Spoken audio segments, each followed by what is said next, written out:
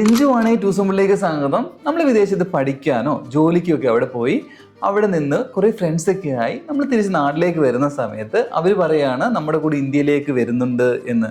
അപ്പോൾ അവർ വന്നു കഴിഞ്ഞാൽ നമ്മുടെ വീട്ടിലാണ് കുറച്ച് ദിവസം നിൽക്കുന്നത് എങ്കിൽ ഈ ഫോറിൻ നാഷണൽസിന് വേണ്ടിയിട്ട് നമ്മൾ ഇവിടെ എന്തൊക്കെയാണ് ലീഗൽ കംപ്ലയിൻസ് ചെയ്യേണ്ടത് എന്നാണ് ഈ വീഡിയോയിലൂടെ നോക്കുന്നത്.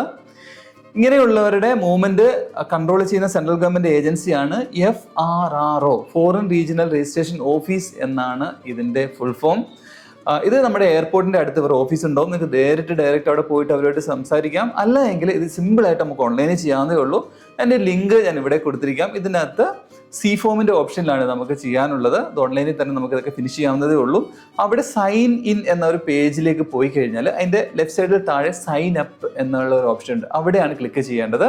അവിടെ ക്ലിക്ക് ചെയ്യുമ്പോൾ ഇൻഡിവിജ്വൽ ഹൗസ് എന്നുള്ള ഒരു ഓപ്ഷനാണ് നമ്മൾ ചൂസ് ചെയ്യേണ്ടത്. അതിൻ്റെ രജിസ്ട്രേഷൻ ഒക്കെ കഴിഞ്ഞിട്ട്, അതായത് നമ്മുടെ ഡീറ്റെയിൽസ് എല്ലാം കൊടുക്കുക, അതേപോലെ മെയിൽ ID, അതുപോലെ മൊബൈൽ നമ്പറൊക്കെ കൊടുത്തിട്ട് ക്ലിക്ക് ചെയ്തിട്ട് വീണ്ടും നമ്മൾ സൈൻ ഇനിൽ പോയിട്ട് സൈൻ അപ്പിൽ വന്നിട്ട് വീണ്ടും അവിടെ ഇൻഡിവിജ്വൽ ഹൗസിൻ്റെ ആക്ടിവേഷനിൽ പോവുക. ഈ ഇൻഡിവിജ്വൽ ഹൗസിൻ്റെ ആക്ടിവേഷനിൽ പോയിട്ട് നമുക്ക് അപ്പോഴത്തേനും ഒരു OTP വന്നിട്ടുണ്ടാവും. ആ OTP കൊടുത്ത് വാലിഡേറ്റ് ചെയ്യുക.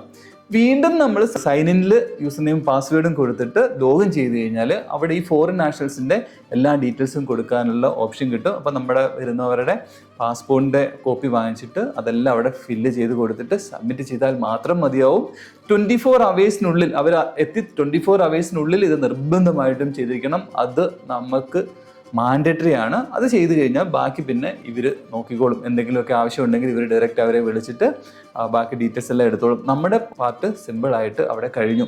ഒരു ടെമ്പററി ഓപ്ഷനാണ്. ഇത് 2 മാസം വരെ ഈ ലോഗിൻ അവിടെ ഉണ്ടാവുള്ളൂ. അതിനു മുമ്പ് തന്നെ ഇത് ഓട്ടോ ഡിലീറ്റ് ആയി പോകും. അപ്പോൾ വല്ലപ്പോഴും ഒക്കെ നമ്മുടെ ഫ്രണ്ട്സ് വരുന്നുണ്ടെങ്കിൽ ഇതിങ്ങനെ ചെയ്താൽ മതിയാവും. അല്ല നമ്മുടെ സ്ഥിരമായിട്ട് വീട്ടിലേക്ക് ഫോറിൻ നാഷണൽസ് വരുന്നുണ്ട് എങ്കിൽ അത് വേറെ പ്രൊസീജിയറാണ്. ഹോം സ്റ്റേ ആയിട്ടൊക്കെ രജിസ്റ്റർ ചെയ്യേണ്ടി വരും.